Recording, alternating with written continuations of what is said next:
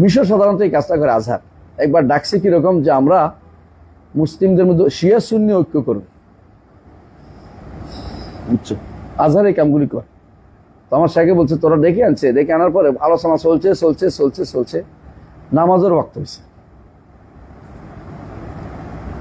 এখন মুসলিম সুন্নিরা কি করে, অজু করে না, হাত ধোয়, মুখ ধোয়, হ্যাঁ, মাথা মশা করে, পা ধোয়।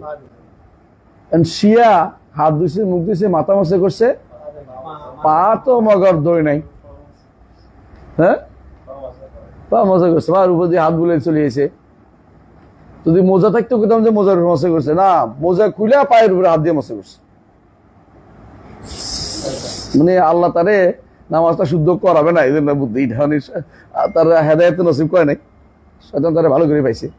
তো এখন শেখ বলতেছে সালেহ সোহাইমি, তো ওই দুইজনের মধ্যে আলেমের যে আছে সুন্নি, সে অনেকক্ষণ থেকে চিন্তা করতেছে এখন এরা কি করবে, একজন ইমাম বানাই ফেলবে।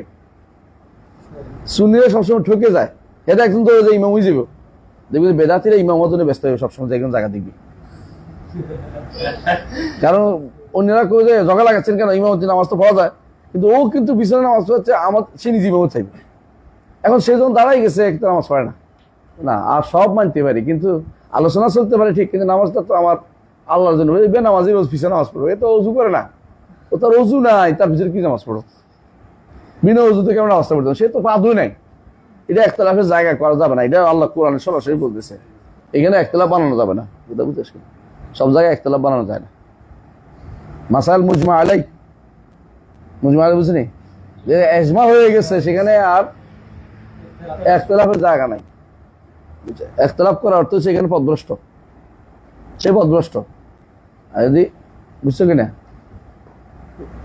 এর ব্যাপারে ন্যূনতম, অজুর ব্যাপারে ন্যূনতম কত হলো 60টা লাগবে, ন্যূনতম কমপক্ষে তো 60টা লাগবে, বেশি তো 60টাও আছে, 6টা আছে, 7টা আছে, তো ন্যূনতম তো করে নাই সে। তার পিছিয়ে কেমন নামাজ পড়বো, আমি নামাজ পড়বো না, এই লেগে গেল ঝগড়া। হ্যাঁ, তুমি শিয়া সুন্নির ঐক্য দেখতে চাও না, তাহলে কেমনে দেখতাম, আমারটা সে নেয় না কেন, আজকে তো সে আমার মতো পাড়া দিতে পারতো। এইটাই করে সুন্নিরা সবসময় ঠকে যায়, বুঝছো নি কথা, বেদাতিরা সবসময় জিতে যায় এইরকম, কারণ তারা খেয়াল রাখে একটা পয়েন্ট দিব তাতে আমার পিছনে বেদাতটা চালু করে, তো হারানোর কিছু নাই, আমার তো সবই হারিয়ে যাবে ভাই, ও যখন বেদাত করে তো হারানোর কিছু নেই, বুঝে নাই, সে বেদাত তো তার চলে, এই অসুবিধা কি। কিন্তু আমি যখন ছাড় দিব, আমি ছাড় দিলে তো ইসলামে ছাড় দিতে হবে রে ভাই।